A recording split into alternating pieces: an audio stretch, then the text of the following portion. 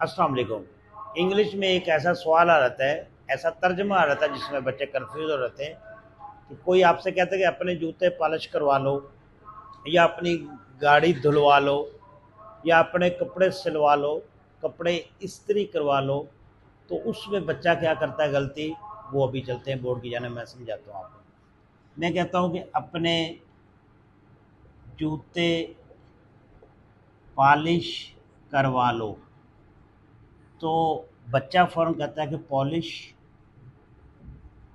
Your shoes. इसका मतलब ये बनता है कि अपने जूते पॉलिश कर लो।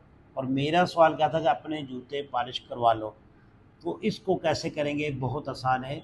यहाँ पे लिखेंगे गेट यूअर शूज़ पॉलिश्ड।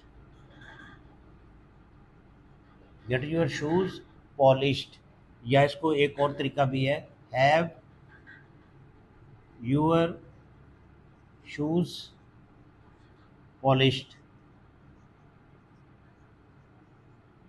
हमेशा पहले गेट लगाएंगे, फिर आप जो है उसका जो नाउन है वो लगा दें, और उसके बाद थर्ड फॉर्म लगा दें। अभी इसी का एक और तर्जमा करते हैं कि वो कहता है कि अपनी गाड़ी गाड़ी धुलवा लो। तो आप फ़ौरन कहते हैं वॉश योर कार, तो ये बिल्कुल गलत है। हम क्या करेंगे, गेट यूअर कार वॉश्ड, या हैव योर कार वॉश्ड।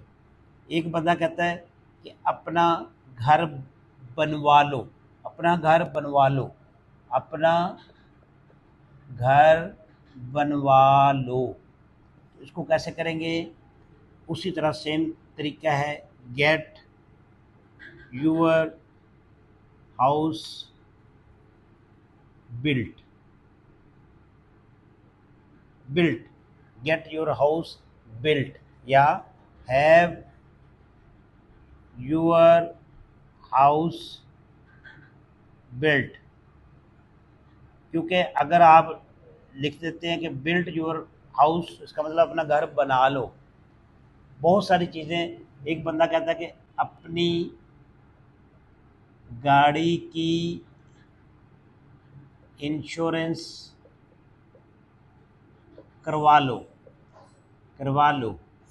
तो आप यहाँ पे अगर कहते हैं कि प्लीज़ इंश्योर यूअर व्हीकल या यूअर कार, तो ये गलत हो जाएगा। इसका मतलब है कि अपनी गाड़ी की इंश्योरेंस कर लो। कर लो, करवा लो में बड़ा फ़र्क है। कहेंगे get get your car insured, insured, get your car insured, अपनी गाड़ी की इंश्योरेंस करवा लो। उम्मीद है आइंदा ऐसे फ़िक्रे में ऐसी गलती नहीं करेंगे। बहुत शुक्रिया।